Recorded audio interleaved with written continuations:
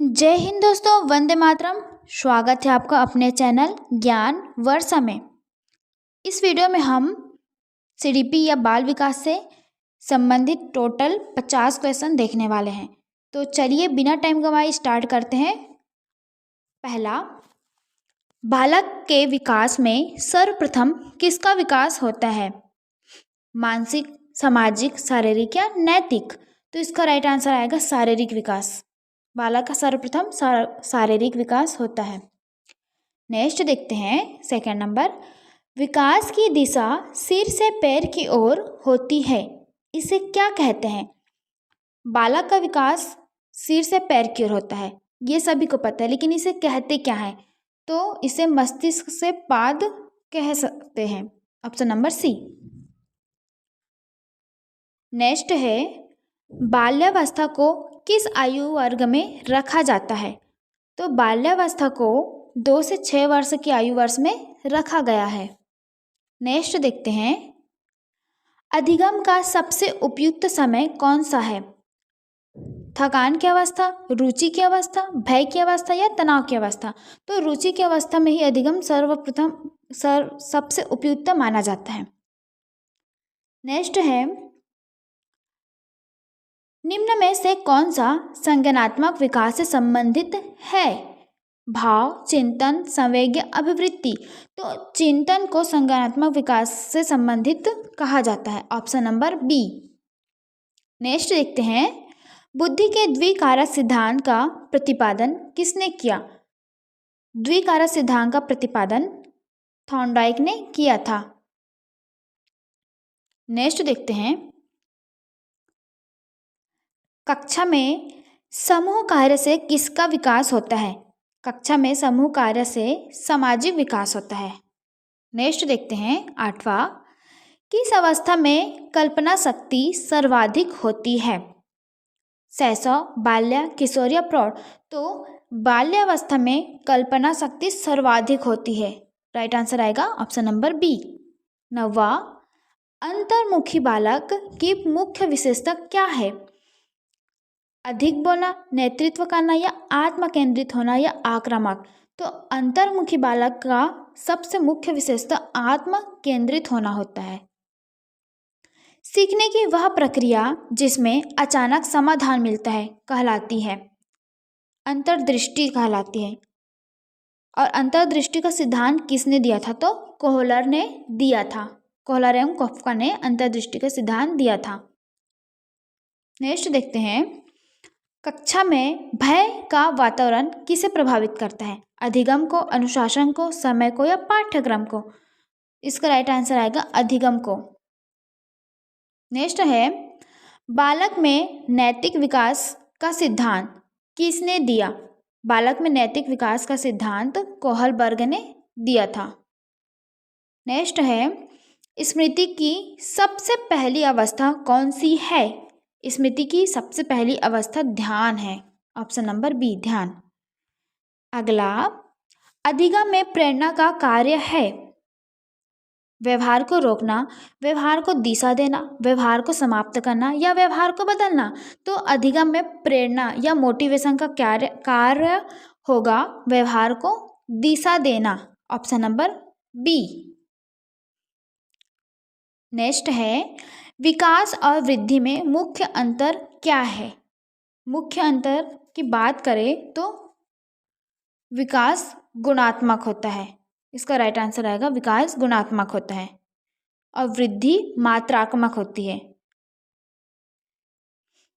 Next है, किस प्रकार की बुद्धि का संबंध समस्या समाधान से है?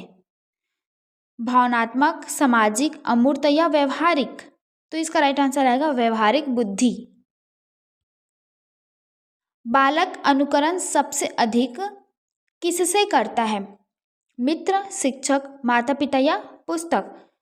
तो बालक जिसके साथ ज़्यादा अधिक समय बिताता है उसी का अनुकरण सबसे अधिक करता है, लेकिन इसमें हम माता पिता ही लेंगे आंसर, क्योंकि बालक, छोटा बालक जो स्कूल नहीं जाता, ज़्यादा मित्र नहीं बना रहता, तो सबसे ज़्यादा समय माता पिता के साथ वह व्यतीत करता है। तो इसका राइट आंसर आएगा ऑप्शन नंबर सी। नेक्स्ट है सीखने का वह सिद्धांत जिसमें पुरस्कार पर बल दिया गया है। पुरस्कार पर बल दिया गया है, कौन सा सिद्धांत है? तो स्किनर का सिद्धांत है। नेक्स्ट है कक्षा में व्यक्तिगत भिन्नता का अर्थ है सभी समान हो, सभी अलग अलग हो, सभी तेज हो या सभी कमजोर हो। तो सभी अलग अलग हो, यह है भिन्नता। भावनात्मक बुद्धि का संबंध किससे है? तो भावनाओं को नियंत्रण से भावनात्मक बुद्धि का संबंध है। अगला है किस अवस्था में संवेग अधिक अस्थिर होते हैं? किशोरावस्था में संवेग अस्थिर माना जाता है और किशोरावस्था को ही संघर्ष और तनाव की अवस्था भी कहा जाता है, क्योंकि बालक का मूड एकदम चेंज होते रहता है। इस अवस्था में अस्थिर मानसिक बुद्धि होती है उसकी। Option number C. नेक्स्ट देखते हैं अधिगम का स्थानांतरण होता है। अधिगम का स्थानांतरण होता है तो एक विषय से दूसरे विषय में अधिगम का स्थानांतरण होता है। मतलब एक परिस्थिति का, सीखी गई किसी चीज़ का एक परिस्थिति से दूसरे परिस्थिति में उपयोग करना अधिगम का स्थानांतरण कहलाता है। जैसे किसी को पहले से ही साइकिल चलाना आता है या स्कूटी चलाना आता है तो वो जल्दी बाइक सीख जाता है। ये है अधिगम का स्थानांतरण। नेक्स्ट देखते हैं अच्छे शिक्षक की विशेषता है बालक केंद्रित दृष्टिकोण रखना। बच्चा बनके किसी भी टीचर को ये होना चाहिए कि अगर बच्चा छोटी उम्र का है तो उसके परिवेश में प्रवेश करके ही हम उसे सिखाएं। छोटे बच्चे का भाषा ही अलग होता है। जैसे ज़्यादातर बच्चे लोग पानी ना बोल के मम मम बोलते हैं, तो अच्छा शिक्षक वही है जो बालक के दृष्टिकोण को ध्यान रखते हुए उसकी दुनिया में प्रवेश करके उसे सिखाए। नेक्स्ट है निम्न में से कौन सा बाल विकास का कारक नहीं है? तो वंशानुक्रम, वातावरण, शिक्षा या भाग्य। तो इसका राइट आंसर आएगा ऑप्शन नंबर डी, भाग्य। वंशानुक्रम बाल विकास को प्रभावित करती है, वातावरण भी करती है, शिक्षा भी करती है, लेकिन भाग्य का इससे कोई संबंध नहीं है। तो इसका राइट आंसर आएगा ऑप्शन नंबर डी। नेक्स्ट है बालक की भाषा विकास की प्रथम अवस्था है। बालक की भाषा विकास का प्रथम अवस्था है, तो इसका राइट आंसर आएगा, इसे स्किप करते हैं थोड़ा सा। नेक्स्ट देखते हैं सीखने की गति निर्भर करती है आयु पर, वृद्धि पर, रुचि पर या उपयुक्त सभी पर। तो इसका राइट आंसर आएगा उपयुक्त सभी पर, ऑप्शन नंबर डी। नेक्स्ट है खेल का सर्वाधिक महत्व किस विकास में है? मानसिक विकास, सामाजिक विकास, भावनात्मक में या सभी में? तो इसका राइट आंसर आएगा ऑप्शन नंबर डी, सभी में। बालक में आत्मविकास विकसित होता है प्रशंसा से, दंड से, भय से या उपेक्षा से? तो इसका राइट आंसर आएगा प्रशंसा से। अगला देखते हैं पियाजे के अनुसार संवेदी प्रेरक अवस्था की आयु है। पियाजे के अनुसार पियाजे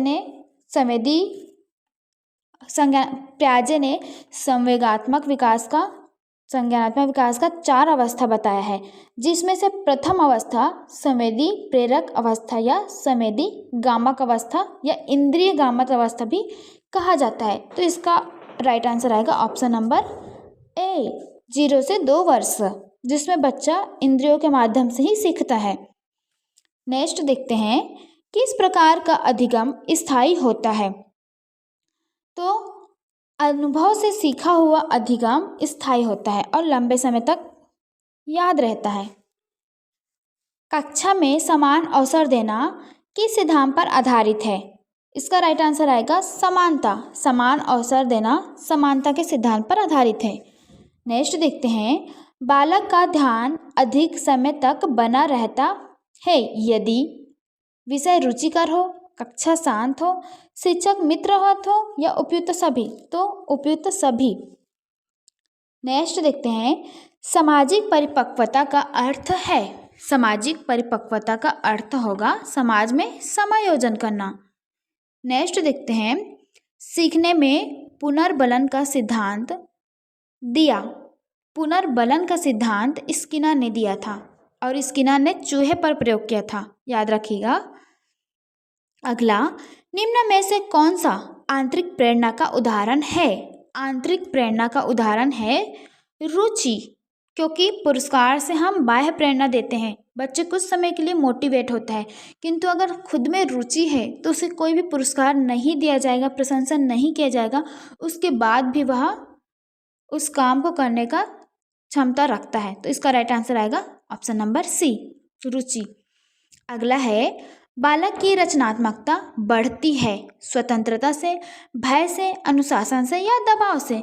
तो रचनात्मकता बालक की स्वतंत्रता से बढ़ती है। नेक्स्ट देखते हैं, बुद्धि परीक्षण का उद्देश्य है। बुद्धि परीक्षण का उद्देश्य क्षमता का मापन करना है। किस अवस्था में अमूर्त चिंतन विकसित होता है? किशोर अवस्था में अमूर्त चिंतन विकसित होता है। नेक्स्ट देखते हैं, अच्छी स्मृति का गुण है। अच्छी स्मृति का गुण होगा शीघ्र भूलना, देर से भूलना, कम ध्यान या अस्थिरता। तो देर से भूलना एक अच्छी स्मृति का गुण है। नेक्स्ट है, बालक के व्यक्तित्व का विकास सर्वाधिक प्रभावित होता है। विद्यालय से, समाज से, परिवार से या पुस्तक से? तो परिवार से सर्वाधिक व्यक्तित्व का विकास सर्वाधिक प्रभावित होता है। अधिगम में त्रुटियों की भूमिका क्या है? तो त्रुटियां करने से बच्चा और सीखता है, तो सहायक होता है। अधिगम में त्रुटि करना सहायक होता है सीखने के लिए। नेक्स्ट देखते हैं, समान आयु के बच्चों में भिन्नता का कारण है। भिन्नता का क्या कारण है? समान आयु है, फिर भी बच्चे भिन्न भिन्न क्यों होते हैं? वातावरण के कारण, वंशानुक्रम, दोनों या कोई नहीं? तो इसका राइट आंसर आएगा दोनों। बालक को वंशानुक्रम और वातावरण दोनों ही प्रभावित करती है। कक्षा में लोकतांत्रिक शिक्षक आदेश देता है, दंड देता है, सहयोग करता है या उपेक्षा करता है? तो इसका राइट आंसर आएगा सहयोग प्रदान करता है। नेक्स्ट देखते हैं, भाषा विकास का संबंध है। भाषा विकास का संबंध है चिंतन से, सामाजिकता से, संप्रेषण से या उपयुक्त सभी? तो इसका राइट आंसर आएगा उपयुक्त सभी से।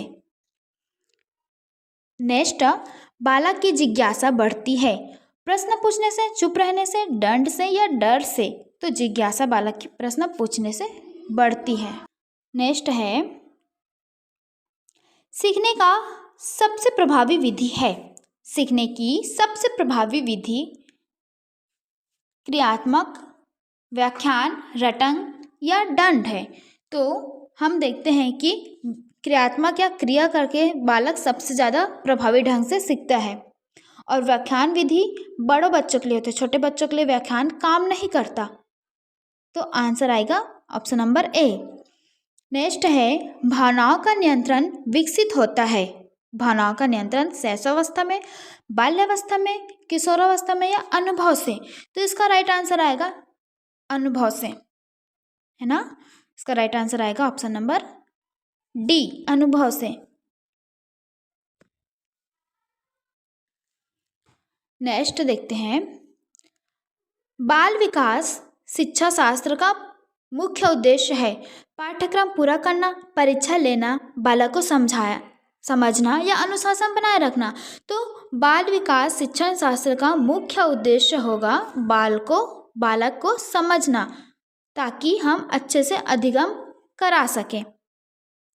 नेक्स्ट है, किस प्रकार का वातावरण अधिगम में सहायक है?